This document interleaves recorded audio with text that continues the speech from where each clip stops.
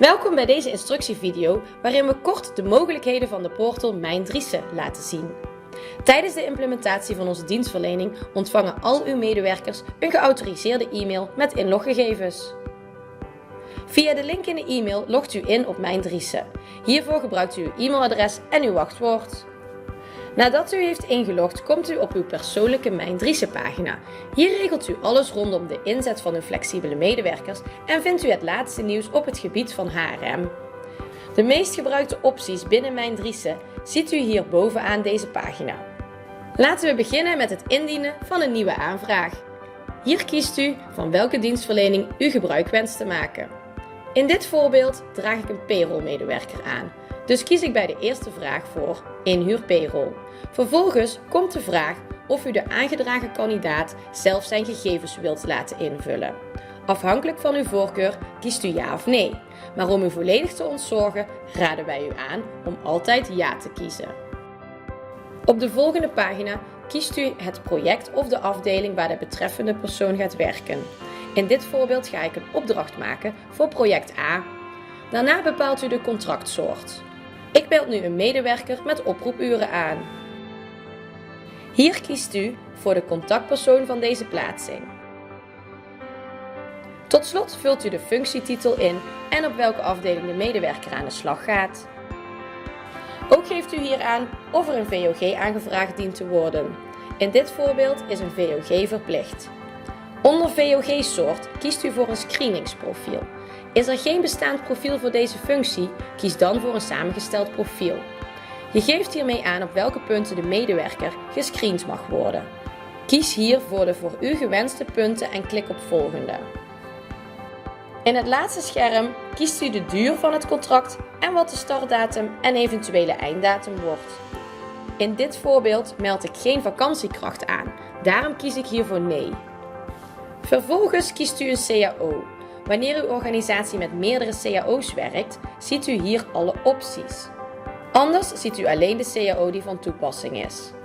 U geeft vervolgens een schaal en een trede door. En u geeft aan ons door of ADV-uren van toepassing zijn.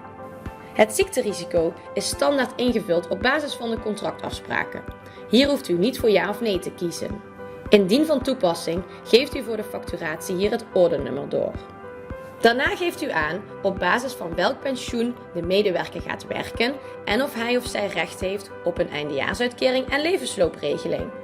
Ook deze vragen zijn vooraf al ingesteld op basis van de gemaakte afspraken. U ziet dat het systeem zelf de startdatum neemt voor het opbouwen van de eindejaarsuitkering. Indien u geen einddatum invult, neemt het systeem de einddatum van het contract. Dan de reiskosten. In dit voorbeeld is er gekozen voor een oproepcontract. Dit betekent dat de medewerker zelf zijn reiskosten indient. Daarom kies ik hier voor declaratiebasis. U geeft tevens aan ons door op welke wijze de medewerker reist. Afhankelijk van het vervoer is de hoogte van de vergoeding ingesteld. En indien er dienstreizen gemaakt gaan worden, vult u dat hier in. Ook geeft u hier aan of de betreffende persoon recht heeft op een telefoon of een auto. In mijn voorbeeld is dat niet van toepassing. Tot slot kiest u welke contactpersoon de declaraties gaat accorderen en wie de opdrachtbevestigingen ontvangt. Via de knop Details ziet u meer informatie over de desbetreffende contactpersoon.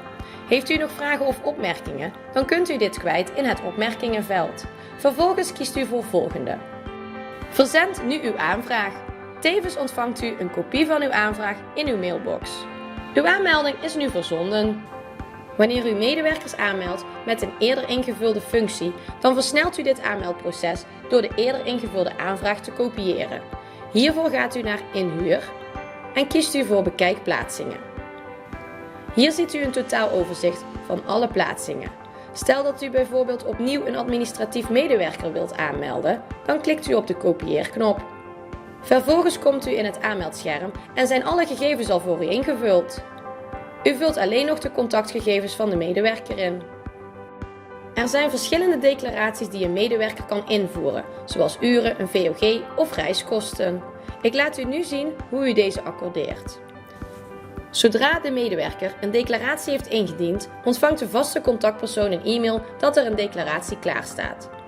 Na het controleren van de declaratie kan u met de knop Selecteer alles in één keer accorderen. Wilt u uw facturen inzien? Dat kan via de knop Management, Facturen en Bekijk facturen. Via menu-item Inhuur regelt u alle zaken rondom aanvragen, plaatsingen, verlengingen, vacatures en ZZP-opdrachten.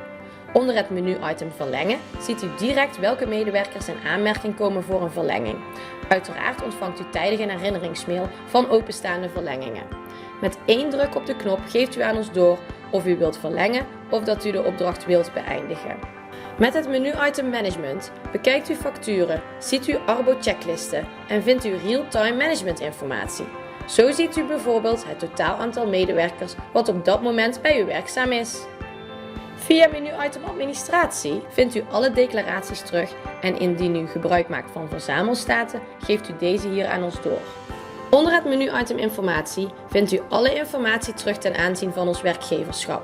Bijvoorbeeld de ontwikkelingsmogelijkheden die wij medewerkers bieden, het vitaliteitsprogramma, informatie over bepaalde keuzeregelingen en onder algemene informatie vindt u onder andere ons verzuimbeleid terug. Ten slotte vindt u onder de knop Contact uw vaste contactpersoon terug met bijbehorende contactgegevens. En onder de knop Mijn account wijzigt u uw wachtwoord en geeft u uw afwezigheid door bij vakanties. U kunt hier aangeven welke periode u afwezig bent en wie u gaat vervangen. Dit is belangrijk met het accorderen van declaraties. Dan bent u nu aan het einde gekomen van deze instructievideo. Heeft u nog vragen na het bekijken van deze video? Neem dan gerust contact met ons op.